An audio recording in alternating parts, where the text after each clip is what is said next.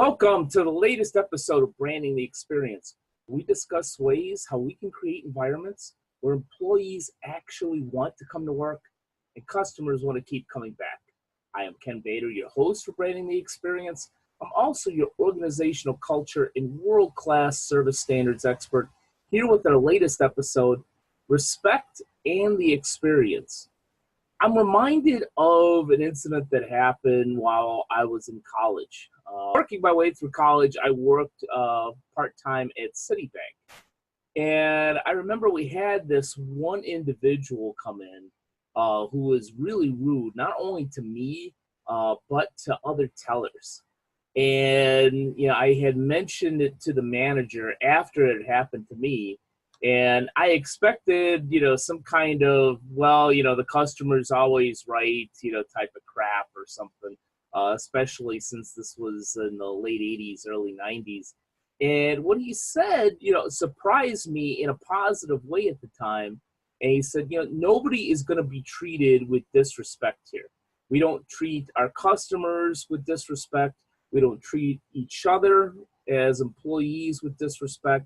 And therefore, if a customer is truly disrespecting one of us, then I'm going to call him out on that. Because it's different from somebody just being a little short and, also just having a bad day to truly going out of their way to being disrespectful to an employee, to actually, consider that individual as a second-class citizen. Frankly, that's why I go out of my way in the conferences that I run. I work with a lot of hotels and restaurants, and whether it's the initial sales executive that sets up the contract or the manager that I'm dealing with in terms of the layout and the food, or the staff during the conference that are serving us and taking care of us, I always make them feel like we're all part of a team. That, I'm paying, I'm a client and I'm paying big money to feed all these people and use your space. But you know what? We're all on the same team here.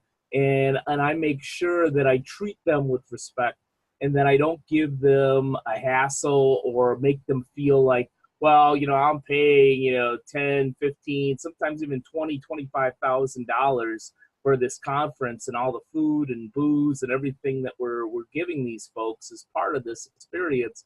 And therefore, during this time, you're my indentured servant.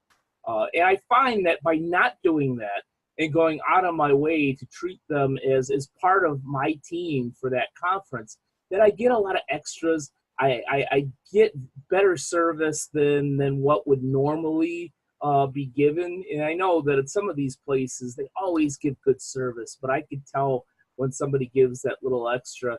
And it also helps when something goes wrong and I call them on it. And they're like, yeah, it's, sometimes, other people make excuses, but with me, I find that it's like, you were a good guy and you worked with us and you're a client and we let you down, I'm really sorry, let's make it right. So I find that treating people with respect as a patron, especially in my business, gets me a lot of positive things back. And when it comes to the experience for the customer, for the client, for the member, most of the clients, members, and customers that we have, don't want to treat, whether it's tellers or wait staff or other people helping us in a service-based business, they don't like to see people being berated. They don't like to be in that vicinity. It creates negative feelings.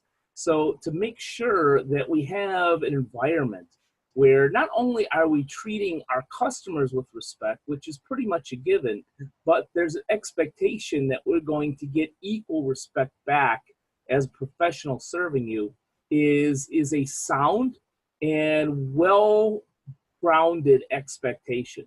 So back to my story very quickly, when that manager stood up for me, in essence, and then another teller, when he saw that individual, I pointed him out and basically escorted him out of the bank and said in so many words, this is not how we operate here at our branch.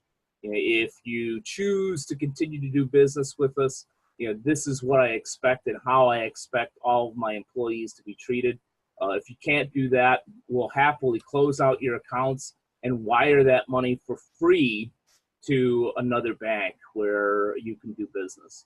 And that made everybody feel very good about this manager and about the culture that we had at that branch. And I know that other customers were an earshot of that, and all of them said, wow, that's a good manager, because many of them were repeat customers because we ran a decent branch there in the late 80s, early 90s, and they didn't want any of us to be berated.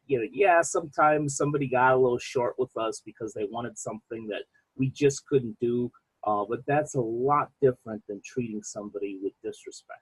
So from a branding standpoint, it's perfectly acceptable to expect respect back for the respect that we're giving.